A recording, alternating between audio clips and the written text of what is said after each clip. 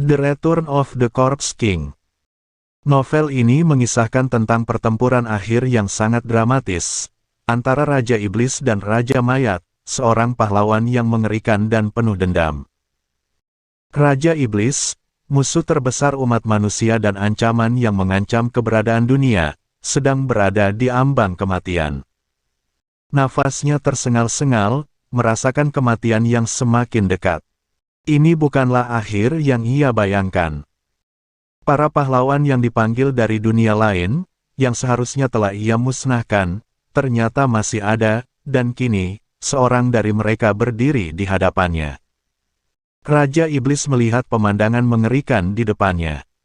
Pasukan Raja Mayat, yang dikenal sebagai Helheim, telah memusnahkan seluruh pasukan iblisnya.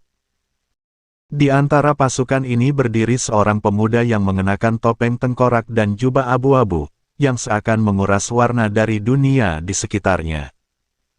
Pemuda ini adalah Hel, sang Raja Mayat, yang dengan tenang melangkah mendekati Raja Iblis. Setiap langkahnya disambut oleh para pengikutnya dengan ekspresi yang beragam, kekaguman, ketakutan, dan rasa hormat. Hel menghentikan langkahnya di depan Raja Iblis yang sudah sangat lemah. Dengan kasar, ia menarik rambut Raja Iblis dan mengangkatnya. Di balik topeng tengkorak, matanya yang gelap menatap takdir yang menanti Raja Iblis. Dalam ketakutan yang mendalam, Raja Iblis melepaskan seluruh kekuatan sihir yang tersisa, tetapi itu tidak ada artinya. Hel dengan dingin mengakhiri hidupnya, meninggalkan tubuh Raja Iblis yang kini tergeletak tanpa nyawa. Dengan kekalahan Raja Iblis, Hel mengumumkan bahwa semuanya telah berakhir.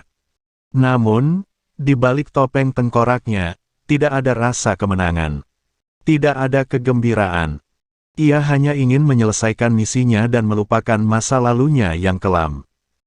Hel, yang nama aslinya adalah Shio Hisaki, adalah salah satu pahlawan yang dipanggil dari dunia lain bersama teman-teman sekelasnya.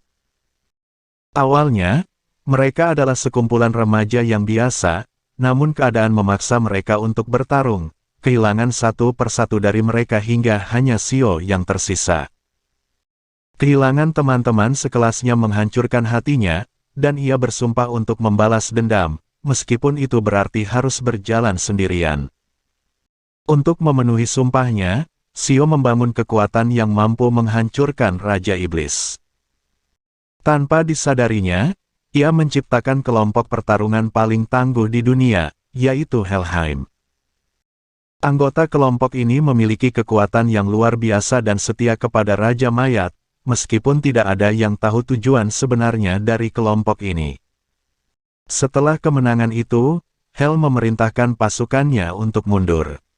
Mereka menghilang tanpa jejak, meninggalkan dunia yang kini bebas dari ancaman Raja Iblis. Misi Shio telah selesai, dan ia dipaksa kembali ke dunia asalnya, dunia nyata, seperti sebelum ia dipanggil.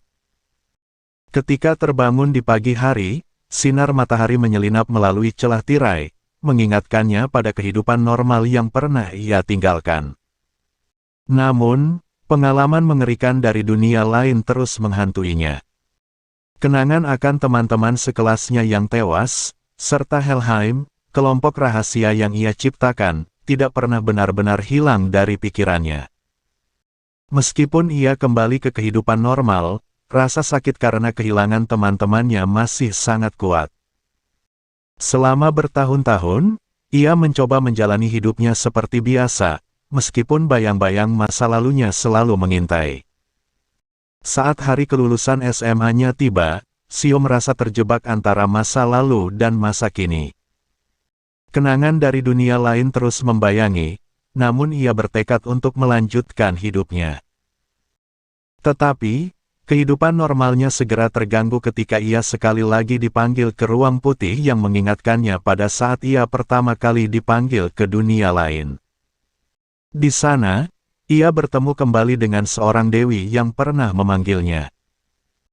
Sang dewi, yang mengenakan kaos bertuliskan "Dewi", meminta bantuannya untuk menghentikan Helheim yang kini menyebabkan kekacauan di dunia mereka. Permintaan ini mengejutkan Xiao, terutama karena ia berpikir bahwa masa lalunya dengan Helheim sudah berakhir. Namun, sang dewi dengan tegas meminta Xiao untuk bertanggung jawab atas organisasi yang ia ciptakan. Meskipun awalnya ragu, Xiao tidak punya pilihan lain selain menerima kenyataan bahwa ia sekali lagi harus menghadapi masa lalunya yang gelap. Dengan perasaan yang campur aduk, Xiao menyadari bahwa takdirnya sebagai Raja Mayat belum sepenuhnya selesai. Masa lalunya masih mengejarnya, dan sekali lagi, ia harus melangkah ke dunia yang penuh bahaya, untuk menghentikan kekacauan yang ia sendiri ciptakan. Elisnir, sebuah nama yang menggambarkan sebuah tempat misterius yang menjadi markas bagi organisasi rahasia Helheim, kini dipenuhi dengan aura keheningan yang menyelimuti seluruh sudut bangunan megah tersebut. Hanya 8 orang di dunia ini yang diizinkan untuk memasuki tempat ini, 8 eksekutif tertinggi Helheim yang dikenal sebagai Hakai. Elisnir sendiri terbungkus oleh kekuatan sihir misterius, membuatnya hampir tak terdeteksi oleh dunia luar, seolah-olah berada di luar jangkauan manusia biasa. Di dalam lorong-lorong yang sepi dan sunyi itu, seorang wanita berjalan dengan langkah-langkah pelan namun penuh beban. Rambutnya yang berwarna putih kebiruan mengalir lembut di punggungnya, sementara wajah cantiknya yang dahulu bersinar kini tampak penuh dengan kesedihan dan kelelahan. Wanita itu adalah Nyx, seorang setengah malaikat dan setengah iblis yang memiliki masa lalu kelam dan penuh penderitaan. Namun, di balik semua itu, Nyx adalah otak dari organisasi Helheim, dan dia selalu percaya bahwa Raja Mayat, Hel, akan kembali suatu hari nanti. Sudah 180 tahun berlalu sejak Raja Mayat menghilang. Meski dikenal dengan gerakan yang sulit diprediksi, Raja Mayat selalu menjaga komunikasi dengan bawahannya. Namun, kali ini, keheningan yang begitu lama mengisyaratkan sesuatu yang belum pernah terjadi sebelumnya. Di seluruh dunia, rumor tentang kematian Raja Mayat mulai menyebar, namun di dalam Helheim, tidak ada yang mempercayai desas-desus itu. Setidaknya, itulah yang mereka yakini. Meskipun begitu, beberapa anggota bawahan yang mengklaim sebagai bagian dari Helheim mulai muncul dengan wajah dan nama yang tidak dikenal. Tidak satu pun dari 8 eksekutif asli yang direkrut langsung oleh Raja Mayat berada di antara mereka. Helheim pun mengerahkan semua sumber dayanya untuk mencari jejak keberadaan Raja Mayat, namun hasilnya nihil. Tak ada satupun petunjuk yang ditemukan. 3 tahun yang lalu, salah satu dari eksekutif tertinggi tanpa sengaja mengungkapkan informasi yang mengejutkan. Raja Mayat sudah mati. Dengan pernyataan itu, pencarian Raja Mayat pun berakhir. Hati para eksekutif yang telah bekerja lebih keras daripada siapapun dan tidak pernah meragukan keberadaan Raja Mayat, hancur dalam sekejap. Mereka yang dahulu berkumpul di sekitar Raja Mayat kini tercerai-berai, kehilangan arah dan tujuan. Kini, hanya Nyx yang tetap bertahan di Elisnir. Dia terus menjalani rutinitas hariannya, meniru pekerjaan seorang pelayan rumah tangga di dalam mansion, meskipun harapannya kini tinggal sebuah nyala kecil yang hampir padam. Namun, namanya Helheim mulai tersebar luas di seluruh dunia, bukan karena ketenaran, tetapi karena keburukan. Sesuatu yang tidak pernah dia inginkan. Seseorang mungkin telah menyebutkan nama Helheim, atau mungkin salah satu dari eksekutif telah memberontak. Para eksekutif masih berpegang teguh pada nama Hakai yang diberikan oleh Raja Mayat. Ada kemungkinan bahwa seseorang yang menggunakan nama itu sedang menyerang umat manusia. Meskipun begitu, Raja Mayat tetap tidak muncul. Bahkan ketika nama Helheim yang mereka cintai tercemar, dia tidak menampakkan dirinya. Nyx hanya bisa memanggil namanya dengan lembut, seolah-olah memeluk sesuatu yang sangat berharga. Raja Mayat, Hel, Xiao. Namun, itu sia-sia. Meskipun dia memanggil namanya, tidak ada yang terjadi. Apakah sudah saatnya menyerah? Pikirnya dalam hati. Jika saja dia bisa meraung dan meratapi seperti para eksekutif lainnya, mungkin melampiaskan amarahnya dengan menyerang bangsa suci, tempat terakhir di mana Raja Mayat terlihat, bisa memberikan sedikit kelegaan. Namun, rasa bangganya yang kecil sebagai tangan kanan Raja Mayat menghalanginya. Dia ingat kata-kata Raja Mayat. Ketenanganmu sebagai otak dari organisasi ini adalah apa yang membuatnya tetap bertahan. Terima kasih, Nif. Kau benar-benar tangan kananku. Nif mengepalkan giginya, menahan air mata yang hampir tumpah. Jangan menangis. Tetap tenang, hanya sedikit lagi, tunggu sedikit lagi.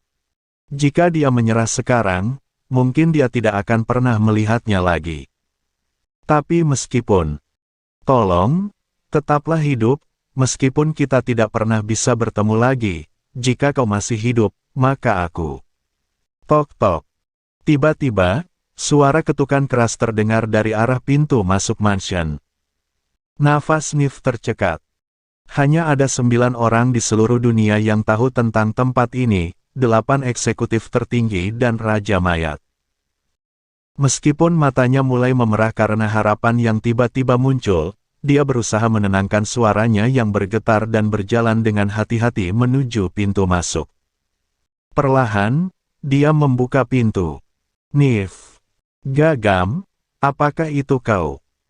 Begitu pintu terbuka, Nif langsung disambut dengan pelukan erat dari seorang gadis berambut merah dengan telinga serigala. Gadis itu adalah Gam Fusatsu, dari Helheim, salah satu eksekutif tertinggi dan ujung tombak dari Helheim. Harapan Nif yang tipis hancur pada saat itu, digantikan oleh suara putus asa saat dia mencoba menenangkan Gam. Gam, ada apa? Kau tahu. Gam menatap Nif dengan ekspresi yang sama sekali berbeda dari apa yang Nif bayangkan. Saat dia terisak dan air mata mengalir deras, dia dipenuhi dengan kebahagiaan yang luar biasa. Aroma Raja, ada di sini. Raja, dia telah kembali. Di sebuah ruang putih yang luas dan sunyi, seorang pemuda berdiri di hadapan seorang dewa yang tampak sedang menikmati kebingungan di wajah pemuda tersebut. Pemuda itu, yang sebelumnya dikenal sebagai Raja Mayat, merasa bahwa ada sesuatu yang tidak benar. Meski sudah pernah mengalami hal serupa, kali ini semuanya terasa berbeda. Baiklah, mari kita kirim kamu kembali secepat mungkin, ucap sang dewa dengan senyum yang tampak penuh arti. Begitu saja. Bukankah seharusnya ada sesuatu yang lebih dari ini? Tanya pemuda itu dengan nada sedikit ragu. Dewa itu hanya tertawa kecil dan menjentikkan jarinya. Tiba-tiba, sebuah bola cahaya biru muncul di ruang putih tersebut, melayang-layang di udara dengan tenang. Bola cahaya itu adalah portal yang akan mengirimnya kembali ke dunia lain, dunia yang sudah pernah ia tinggalkan. Tak perlu khawatir. Ini kali kedua bagimu, jadi tak perlu ada penjelasan lagi, bukan? Balas dewa itu, masih dengan senyum penuh misteri. Pemuda itu menatap bola cahaya biru tersebut dengan perasaan campur aduk. Kali ini, kemana aku akan dikirim? Tanyanya, secara acak. Aku tak bisa menentukan koordinatnya. Tapi kurasa kau bisa mengatasi apapun, bukan? Jawab sang dewa dengan nada main-main. Pemuda itu merengut, merasa sedikit kesal. Jangan bercanda. Tak perlu cemas. Aku sudah mengatur agar perbedaan waktu diminimalkan kali ini, jawab dewa tersebut, berusaha meyakinkan. Meski merasa tidak sepenuhnya tenang, pemuda itu mencoba meyakinkan dirinya sendiri. Ia tahu bahwa sejak kembali dari dunia lain, dirinya sering merasa tidak sinkron dengan dunia sekitar. Ada sesuatu yang tidak sepenuhnya tepat, seakan-akan ada bagian dari dirinya yang masih tertinggal di dunia lain. Oh, sepertinya aku harus berhenti menyebut diriku Raja Mayat, gumamnya pada dirinya sendiri. Keputusan itu tidak akan banyak berarti, kata dewa itu dengan nada setengah mengejek, namun pemuda itu memilih untuk mengabaikannya. Ia melangkah mendekati bola cahaya biru yang masih berkilau di depannya. "Tunggu dulu," kata dewa itu tiba-tiba. "Apa lagi?" jawab pemuda itu dengan alis berkerut. "Kekuatan dan sihirmu, semuanya akan diriset juga, kan?" "Tentu saja. Sihir es yang telah kau kuasai sepenuhnya, dan tentu saja, kemampuan itu, sebagai Raja Mayat," jawab dewa itu dengan serius. Kata-kata itu menimbulkan perasaan yang campur aduk di dalam dirinya. Meski ia tidak terlalu menyesali kekuatannya saat ini, ada sedikit kekecewaan saat menyadari bahwa semua pencapaian dan kekuatannya akan diriset. Namun, ia tahu bahwa ini adalah bagian dari kesepakatan ketika meninggalkan dunia tersebut. "Ya sudahlah, tidak ada pilihan lain," gumamnya pada dirinya sendiri. Ia tahu bahwa orang-orang yang meninggalkan dunia tersebut mengalami hal yang sama, dan dirinya tidak terkecuali. "Jangan khawatir. Utangmu pada teman sekelasmu lunas setelah mengalahkan Raja Iblis. Jadi jangan terlalu terpuruk," kata dewa itu, mencoba menghibur. Pemuda itu tidak menanggapi kata-kata dewa tersebut. Ia tahu bahwa dirinya memang sering merasa tidak sinkron dengan realitas. Sejak kembali dari dunia lain, ia sering merasa terputus dari segala hal di sekitarnya. Meskipun ia menyebut masa lalunya sebagai sejarah kelam, kenyataannya tetap meninggalkan bekas yang mendalam. Dengan sentuhan ringan, ia meletakkan tangannya pada bola cahaya biru tersebut. Seketika, ruangan itu dipenuhi dengan cahaya terang. "Penampilan kembali," dewa itu mengumumkan dengan penuh wibawa. Dulu, pemuda itu akan merasa sangat bersemangat dalam situasi seperti ini. Namun sekarang, perasaannya hanya sedikit tercampur. Kesadarannya perlahan ditelan oleh cahaya biru yang semakin terang. Perlahan-lahan, suara dedaunan yang bergesekan, angin yang berhembus, dan kicauan burung di bawah sinar matahari yang menyusup di antara pepohonan mulai terdengar di telinganya. Pemuda itu membuka matanya dengan sedikit menyipit, tidak terbiasa dengan cahaya terang yang menyilaukan. Sepertinya ia berada di tengah hutan. Tidak ada makhluk hidup di sekitarnya. Teleportasi tampaknya telah berhasil.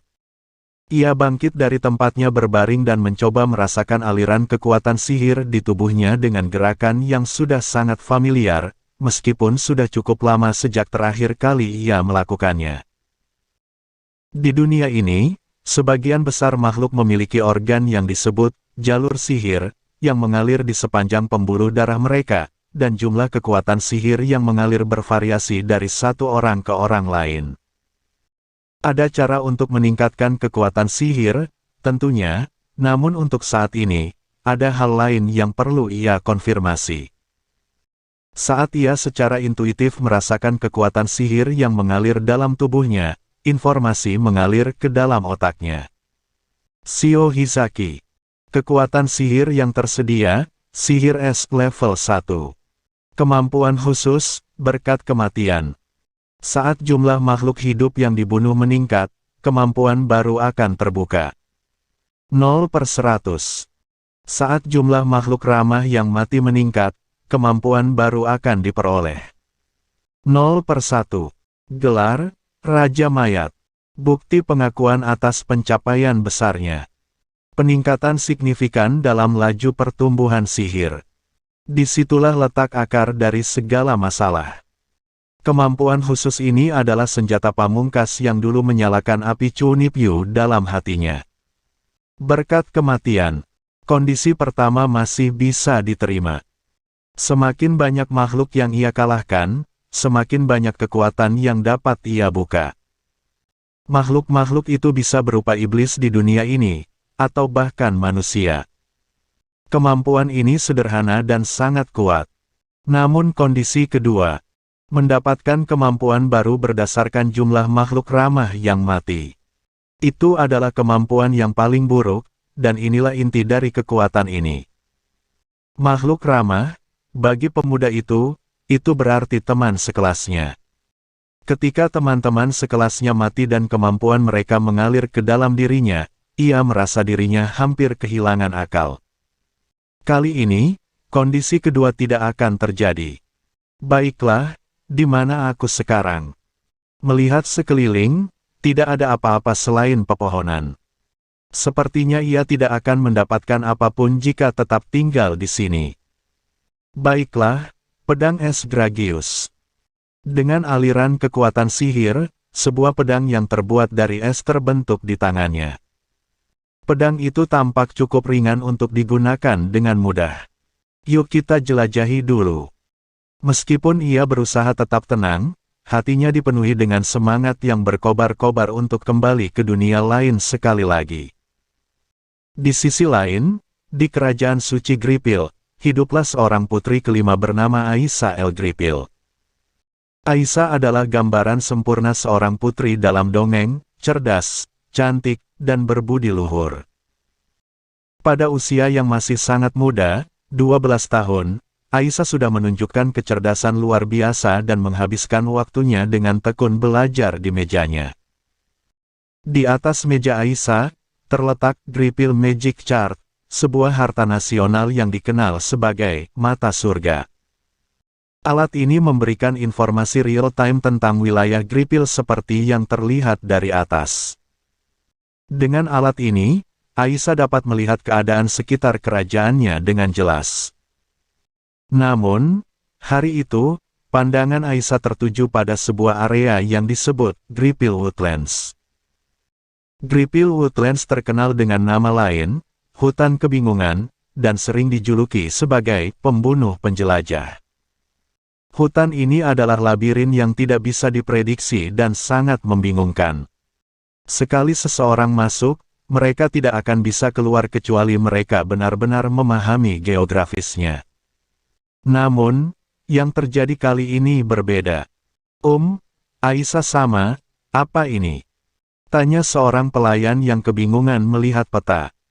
Aku juga tidak tahu, jawab Aisa dengan nada yang tidak kalah bingung. Segala sesuatu di dalam hutan tersebut membeku. Salju turun dengan lebat, berkilauan putih, dan mengubah kegelapan hijau hutan menjadi pemandangan beku yang misterius. Padahal, sehari sebelumnya, hutan ini masih terlihat normal. Tidak ada laporan yang menunjukkan adanya hal yang tidak beres. Bagaimana mungkin hutan tersebut berubah menjadi keadaan seperti ini dalam waktu singkat? Aisa menyampaikan pikirannya kepada Mark, ksatria pelayan yang selalu setia mendampinginya. Mark, aku harus segera menuju ke hutan itu. Tolong beritahu ayahku, kata Aisa dengan tegas. Putri, itu berbahaya. Mark mencoba mencegah keputusan nekat sang putri. Ada kemungkinan munculnya Archdemon atau Greater Demon. Sebagai anggota keluarga kerajaan, aku harus memimpin. Ini demi kehormatan Gripil, Aisa menegaskan. Meski terkejut, Mark tidak bisa menolak perintah tersebut. Baik, putri. Aku akan segera mengumpulkan para ksatria. Tolong tunggu di sini. Terima kasih, Mark, ucap Aisa lembut, namun dalam hati ia tahu bahwa waktu tidak berpihak padanya. Setelah Mark pergi, Aisa dengan cepat menarik pedangnya dan bergegas keluar dari kastil. Waktu sangat berharga dalam situasi darurat seperti ini. Sebagai pelindung rakyatku, aku tidak bisa hanya menunggu di sini, kata Aisa pada dirinya sendiri. Patriotisme yang kuat dan rasa bangganya sebagai anggota keluarga kerajaan mendorong Aisa untuk membuat keputusan cepat. Sebagai keturunan keluarga kerajaan yang pernah mengalahkan Raja Iblis, Aisa merasa bahwa ia harus melakukan sesuatu. Saat melangkah masuk ke dalam Gripil Woodlands, Aisa merasakan kekhawatiran setiap kali kakinya menginjak permukaan tanah yang penuh dengan es. Meski dalam musim dingin, transformasi drastis seperti ini belum pernah terjadi di hutan ini sebelumnya. Aku merasakan dingin yang sangat menusuk, gumam Aisa sambil menarik erat jubahnya untuk menghalau dingin. Namun, kewaspadaannya terhadap lingkungan sekitarnya tetap tinggi, tangannya tidak pernah lepas dari gagang pedang. Namun, tidak ada tanda-tanda makhluk hidup. Pikir Aisyah dengan dahi berkerut. Di hutan yang biasanya penuh dengan kehidupan, Aisyah sama sekali tidak menemukan jejak-jejak makhluk hidup. Ini tidak bisa hanya disebabkan oleh cuaca abnormal. Pasti ada sihir seseorang yang terlibat di sini. Barangkali, ada Archdemon atau Greater Demon. Suara Aisyah bergetar, entah karena dingin atau ketakutan. Meski begitu, ia tetap menguatkan hati dan berpegang pada kebanggaan kerajaannya. Ia tahu bahwa ia tidak bisa mundur sekarang. Di saat yang sama, terdengarlah suara rintihan lemah dari kejauhan. Suara itu terdengar seperti erangan seseorang yang sekarat, mencengkram telinga Aisyah. Aisyah segera mengarahkan pandangannya ke arah sumber suara dan bersiap dalam posisi bertarung. Pedangnya digenggam erat, napasnya diatur dengan perlahan, namun ia tetap tak bergerak. Aisyah mendekati sumber suara tersebut dengan penuh kehati-hatian. 1 langkah, 2 langkah, hingga akhirnya langkah-langkah tersebut tak terhitung lagi, dan Aisyah semakin mendekat ke arah asal suara. Di sana, dia menemukan sosok yang tergeletak di tanah, tampak berusaha merangkak maju. Sosok itu adalah seorang pemuda, mungkin sekitar usia akhir belasan. Kondisinya sangat memprihatinkan, seperti seorang pemuda yang sekarat. Begitu melihat pemuda itu, Aisyah langsung tahu apa yang harus dilakukan. "Apakah kau baik-baik saja?" tanyanya sambil segera melepaskan genggaman pada pedangnya dan bergegas mendekati pemuda tersebut. Dia bertanya-tanya apakah pemuda itu diserang oleh iblis atau mungkin tersesat di hutan.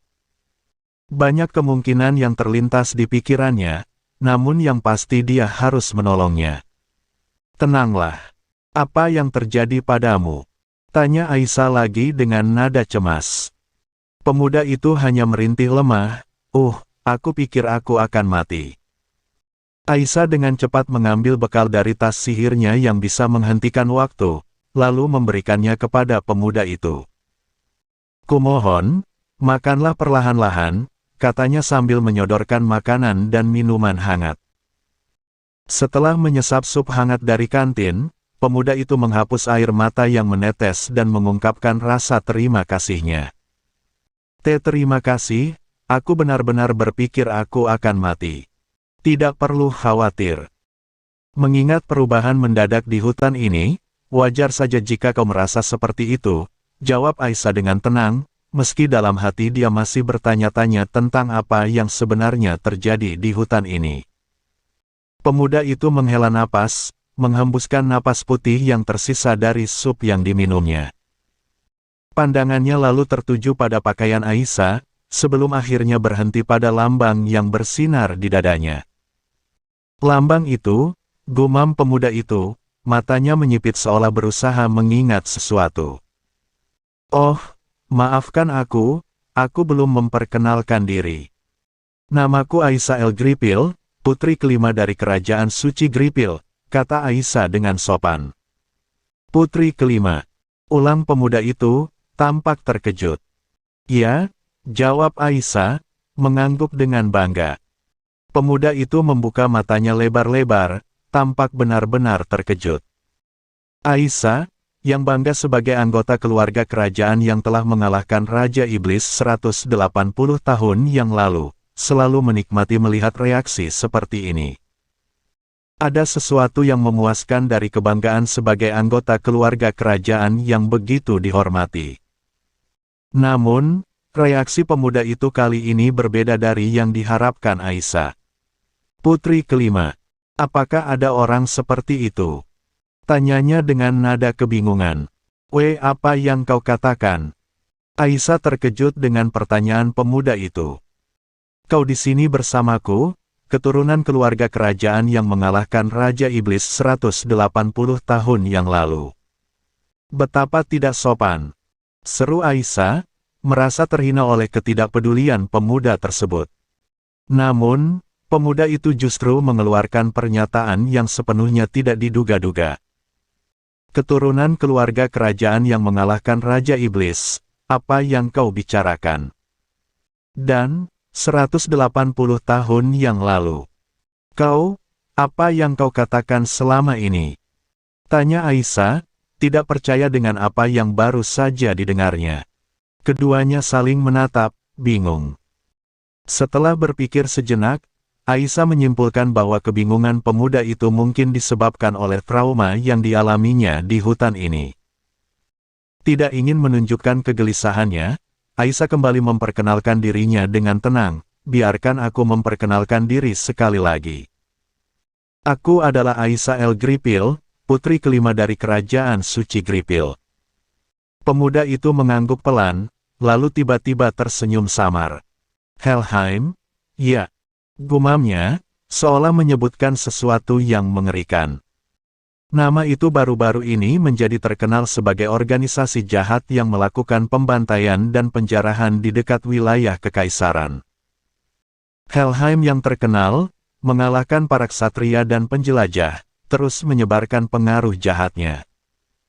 Aisyah menelan ludahnya, mencoba menenangkan diri, namun tidak bisa mengabaikan rasa takut yang merambat di hatinya. Dia tahu bahwa konfrontasi langsung bukanlah pilihan yang bijak. Akan lebih bijaksana untuk berpura-pura patuh dan menunggu kesempatan untuk menyerang dalam situasi kritis seperti ini. Aisyah mengangkat tangannya sebagai tanda penyerahan dan fokus pada pemimpin kelompok tersebut. Aku tidak akan melawan. Tapi tolong, jangan sakiti dia, pintanya dengan nada memohon. Itu semua tergantung pada sikapmu, Putri Sama, jawab pemimpin berambut merah itu sambil tetap mengarahkan pedangnya ke arah pemuda tersebut, sambil tersenyum penuh kemenangan. Perlahan, Aisyah melepaskan segala perlawanan sementara, mencoba tetap tenang di tengah situasi yang semakin memburuk. Meski begitu, ia tetap waspada, mencari celah untuk bertindak jika situasi memungkinkan.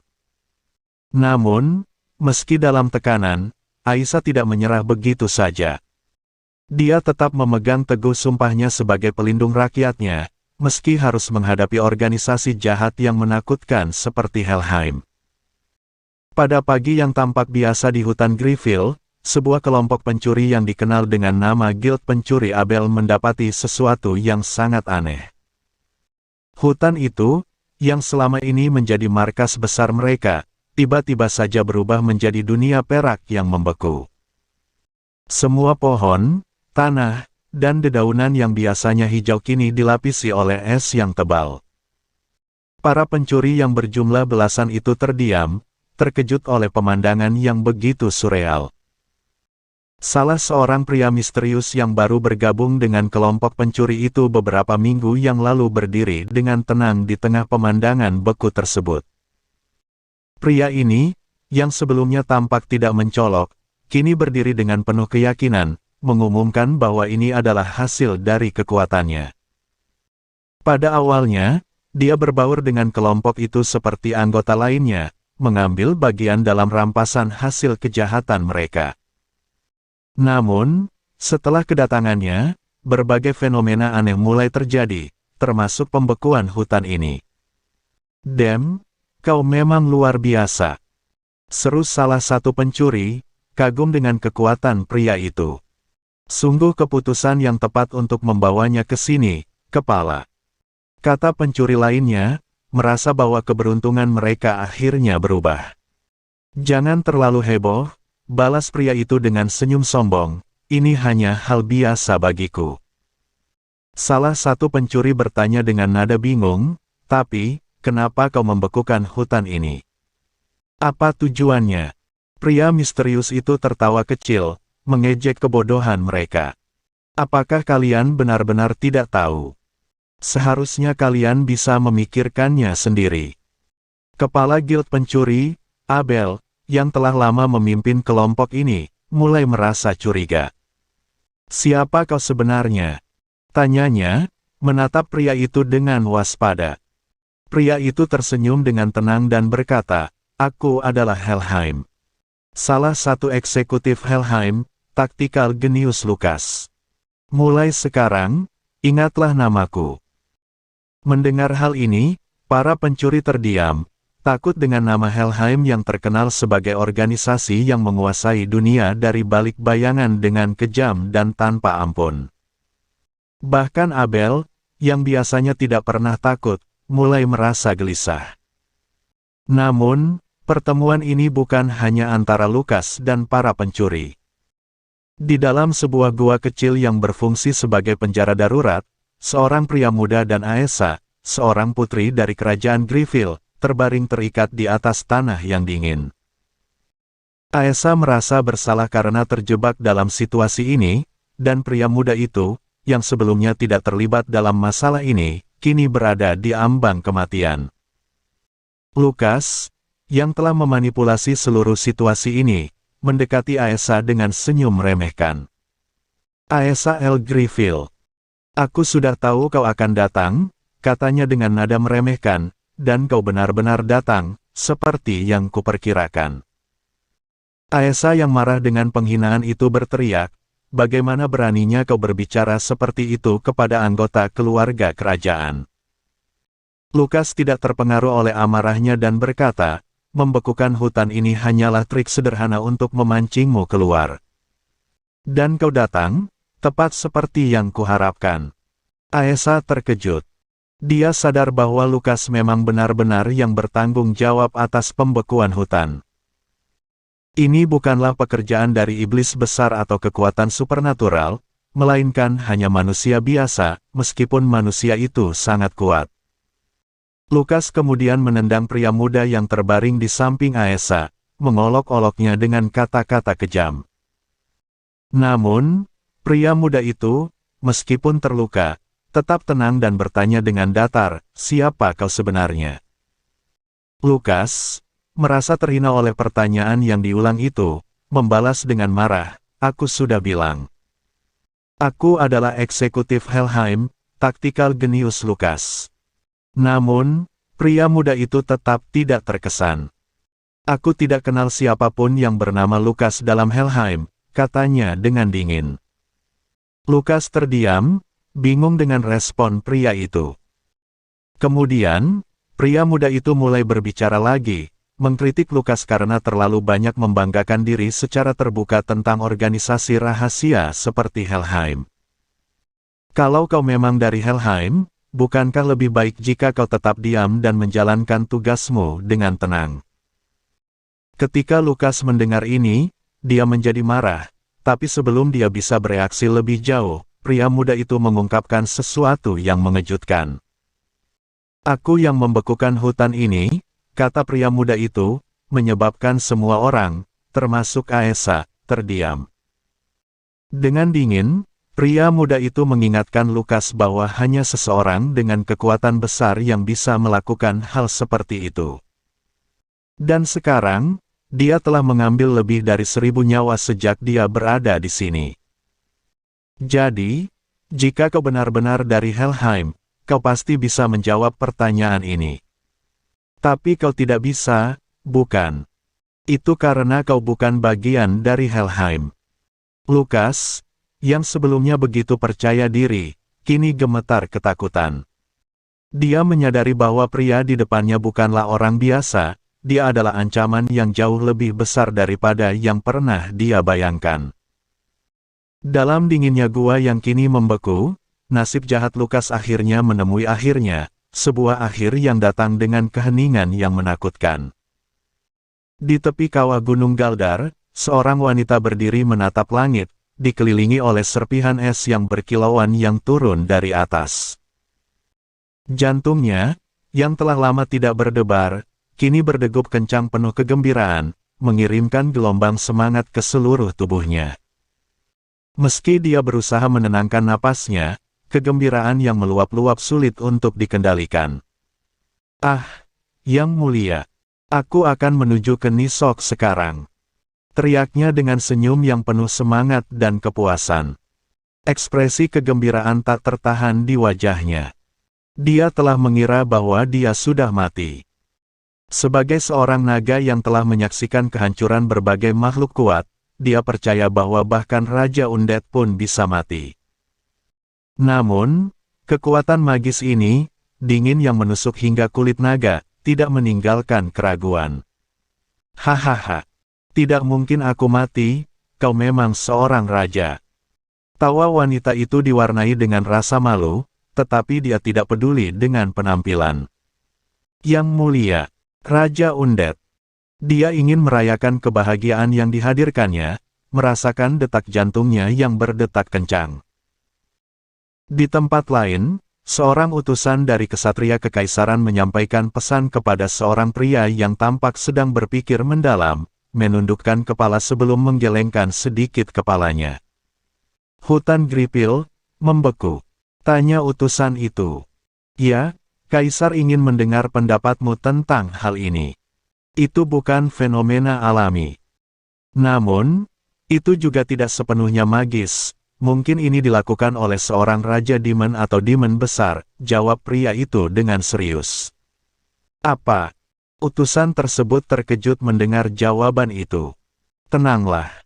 Ini hanya hipotesis jika ini adalah kejadian yang disebabkan secara artifisial. Spekulasi tanpa bukti tidak dapat diandalkan, katakan pada Kaisar untuk menunggu. Ya, untuk dikonsultasikan oleh Kaisar dan kemudian menunda jawaban. Keberanian seperti itu hanya bisa diperlihatkan karena kedudukannya yang tinggi. Dia adalah Gaah. Matanya membelalak saat dia merogoh buku-buku di ruangannya. Dia sedang mencari di katalog yang pernah mencantumkan prestasi gemilangnya, berdiri dengan pose penuh kehormatan, sebuah tindakan yang tidak dimaksudkan untuk dilihat oleh Kaisar. Selamat datang kembali, penguasa Undead, Lord Hell. Air mata mengalir saat dia membisikkan kata-kata tersebut. Nif, Nif. Ya, tidak ada keraguan lagi. Melihat hutan yang membeku di kejauhan, dia tahu bahwa ini pasti hasil karyanya. Pemandangan yang tidak alami, kini tertutup salju putih, jelas menunjukkan kehadirannya. Ya, dia telah kembali. Ini adalah sinyal kembalinya dia. Deklarasi kemenangan atas kembalinya dia.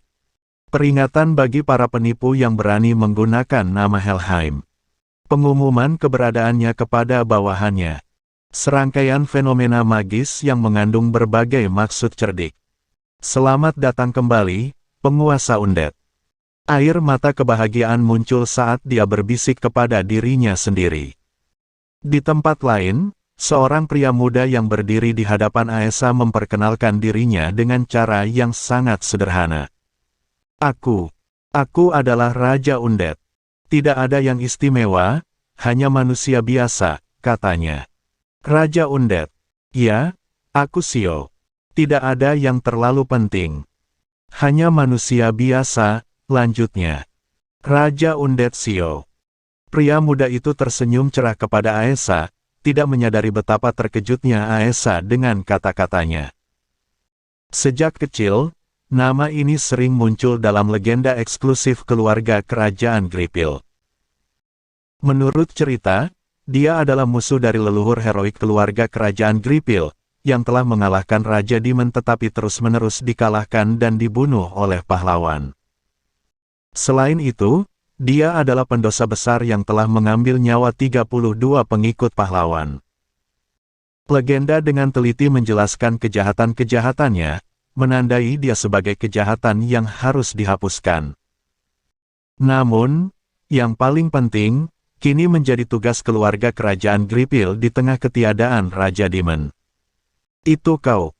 Aesa menahan emosinya, mengetahui bahwa dia tidak bisa mengalahkannya sekarang, belum saatnya. Tapi suatu hari nanti, dia akan melakukannya. Saat Sio berbalik dan berjalan pergi, Aesa mengarahkan pedangnya ke arah punggungnya yang menjauh. Aku akan mengalahkanmu. Atas nama keluarga kerajaan.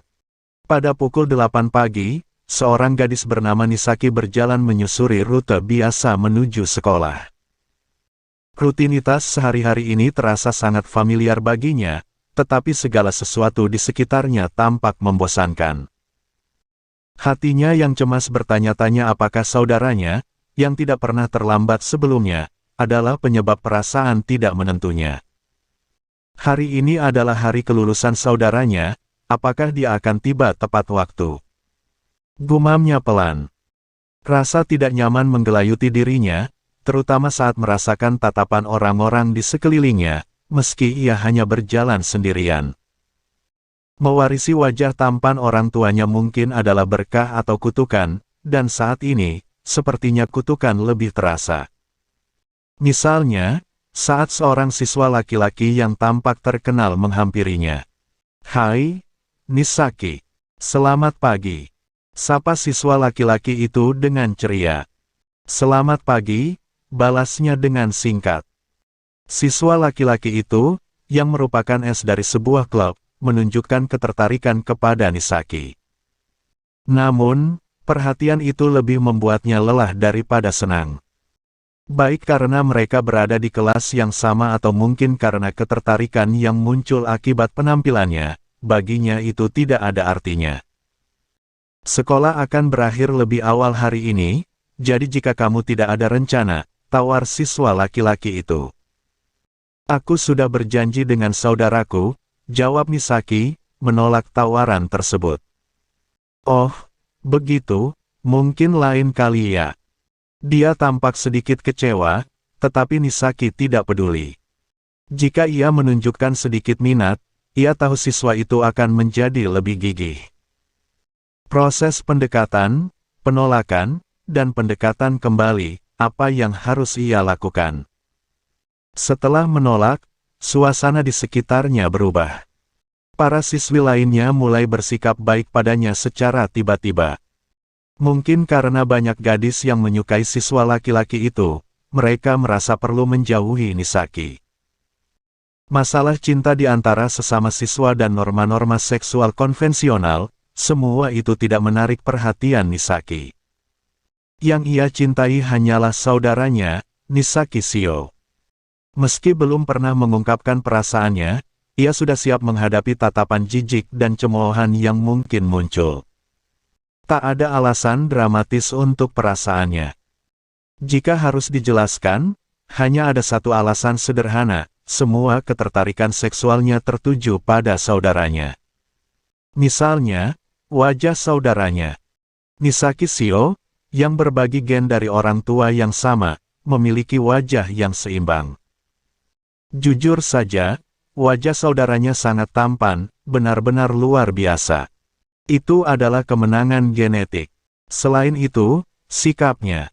Ia selalu mencintai keluarganya dan sangat baik padanya sebagai anggota keluarga. Dia akan memanjakan dan merawatnya. Sejak kecil mereka bersama, dan hal itu mungkin mempengaruhi preferensi seksual Nisaki. Mood melankolisnya mungkin juga disebabkan karena hari ini adalah hari kelulusan saudaranya. Tiba-tiba, segalanya berubah di depan mata mereka. Sambil menerima penjelasan singkat tentang upacara kelulusan, kelasnya, termasuk Nisaki, mendapati diri mereka berada di dalam sebuah ruangan putih. "Ah, jadi, ini yang akan terjadi," ujar seorang gadis yang mengenakan kaos aneh sambil menatap para siswa yang gelisah. Seorang dewa. Berbagai reaksi muncul setelah mereka membaca kata-kata di kaosnya. Beberapa terkesima, beberapa berteriak marah, dan lainnya mengumpat dengan penuh semangat. "Maaf, tapi kalian semua akan dipanggil ke dunia lain." "Semangat ya." Gadis itu berkata dengan santai, seolah ini adalah kejadian sehari-hari. Apa yang terjadi?" "Diam. Apa kalian tidak tahu tentang pemanggilan isekai?" Bahkan siswa-siswa yang biasanya pendiam pun terjebak dalam kekacauan. Nisaki mengangkat tangannya untuk menarik perhatian gadis itu. "Ada apa? Tolong biarkan kami kembali. Aku tidak ingin pergi." "Tidak mungkin. Aku tidak memanggil kalian, jadi keluhkan pada penduduk setempat," jawab gadis itu, mengabaikan permohonan Nisaki. Gadis itu kemudian mengapungkan sebuah orb biru yang bersinar di udara. "Bagi kalian yang sudah siap, silakan sentuh ini. Ini akan membawamu ke dunia lain.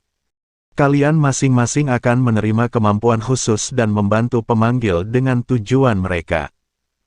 Selain itu, kalian bisa melakukan apapun yang kalian inginkan. Tidak perlu khawatir tentang belajar atau bekerja. Hidup saja melakukan apa yang kalian suka. Berada di sekitar orang-orang yang kalian suka, peluk mereka yang kalian cintai, dapatkan uang, dan hiduplah di dunia yang dapat mengonfirmasi diri kalian. Apa alasan untuk merasa kesulitan? Dia menyampaikan pidatonya dengan bangga. Meskipun gadis itu tampak muda, jelas bahwa pidatonya efektif bagi orang-orang modern, terutama siswa SMA yang hidup hanya untuk hidup, tanpa tujuan khusus. Aku akan pergi. Seorang siswa yang biasanya bersikap acuh tak acuh berlari maju. Mungkin takut kehilangan kesempatan, dia menyentuh orb itu dan menghilang dalam sekejap. Beberapa berteriak ketakutan, tetapi sebagian besar merasa tertarik. Aku juga akan pergi. Aku juga. Beri jalan, aku yang pertama. Berikan aku kemampuan terkuat. Biasanya, mereka yang memiliki kemampuan paling tidak mengesankan adalah yang terkuat, begitu kata mereka, kalian yang bodoh. Orang-orang berdesakan menuju orb seperti longsoran salju, satu demi satu mereka menyentuhnya. Namun, pada saat berikutnya, aku akan pergi. Aku juga. Beri jalan, aku yang pertama. Bawa kemampuan tertinggi. Kekuatan tidak berarti apa-apa, kekuatan yang lemah biasanya adalah yang terkuat, orang-orang yang bodoh. Suasana yang awalnya gelisah berubah menjadi kekacauan saat para siswa menyerbu orb. Beberapa saling berpegangan tangan, takut ditinggal sendirian. Atmosfer seolah memaksa mereka untuk memasuki orb. Hanya 2 orang yang tersisa, termasuk Misaki. Sepertinya pahlawan terakhir telah tiba, kata seorang pria berpakaian mewah saat mendekatinya, yang duduk di tanah. Melihatnya, siswa-siswa laki-laki tampak rileks, sementara beberapa siswi tidak lagi berusaha menyembunyikan ketidaksenangan mereka. Pria berpakaian mencolok itu, dengan senyum lebar, mengulurkan tangannya, menyambut semua orang yang ada di pandangannya. Selamat datang, semuanya, di Kerajaan Suci Gripil. Aku adalah Raja Negara ini, Darth El Gripil. Aku mencari bantuan kalian untuk menghentikan kekejaman Helheim, kristalisasi dari kejahatan yang telah menyebar di seluruh dunia ini. Aku berharap kalian semua dapat membantuku mengalahkan Raja Undead. Tolong, dengan segala kekuatanmu, selamatkan dunia kami.